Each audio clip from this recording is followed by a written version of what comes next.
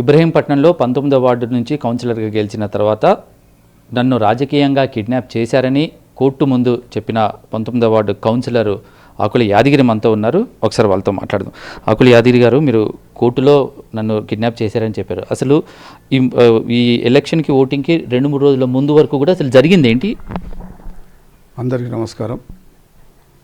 13వ తారీఖు రోజున result declare అయినప్పుడు ఎవరైతే గెలిచారో వాళ్ళని ఒక ఫంక్షన్ హాల్లో ఒక రూమ్లో బంధించి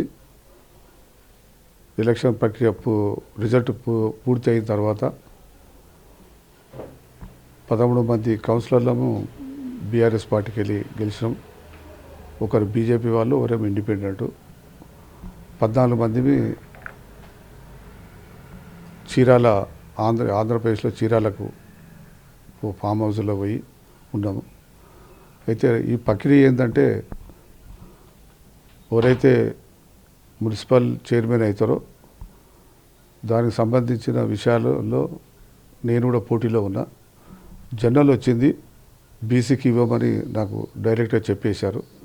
నేను అలా గట్టిగా మాట్లాడినందుకు నన్ను ఒక్కరిని సపరేట్గా ఒకటే కార్లో లేట రూమ్లో బంధించారు. నన్ను తిప్పిర్రు.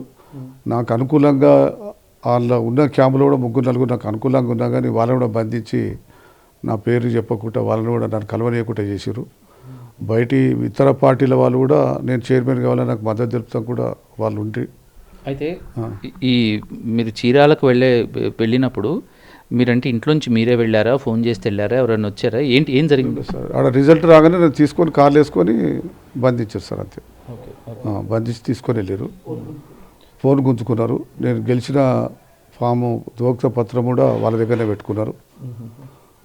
ఇక కొన్ని డ్రెస్సులు వేరే వాళ్ళతో తెప్పించి, ఇంట్లో కొన్ని డ్రెస్సులు తెప్పించి నన్ను బండి ఎక్కించారు.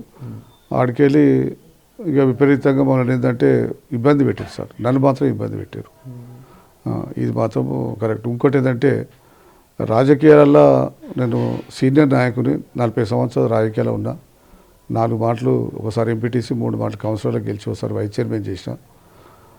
మొత్తం ప్రజాక్షేత్రంలో మేము ఉన్నాం కాబట్టి ఒక చైర్మన్కు ఇంత డబ్బు కావాలని అడిగినప్పుడు నేను ఎవరైతే డబ్బులు ఇస్తారో వాళ్ళకే చైర్మన్ ఇస్తామంటే బాధపడదు సార్.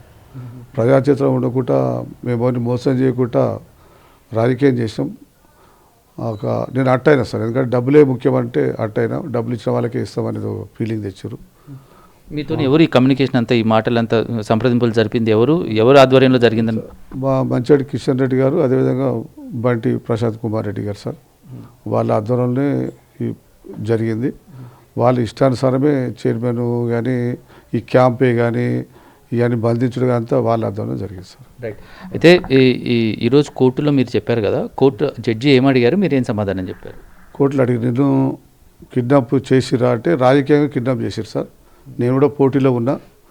మీ న్యాయ వ్యవస్థ ద్వారానే నేను ఓటింగ్ రాగలిగిన.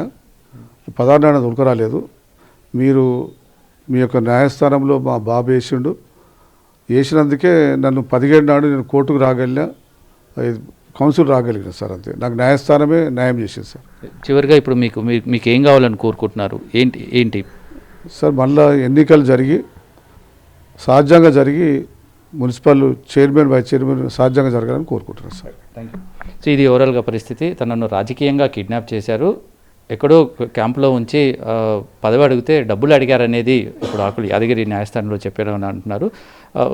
కోర్టే తనకు న్యాయం చేయాలని కోరుకుంటున్నారు. విత్ కెమెరా పర్సన్ బాలుతో శ్రవణ్, TV9 హైదరాబాద్.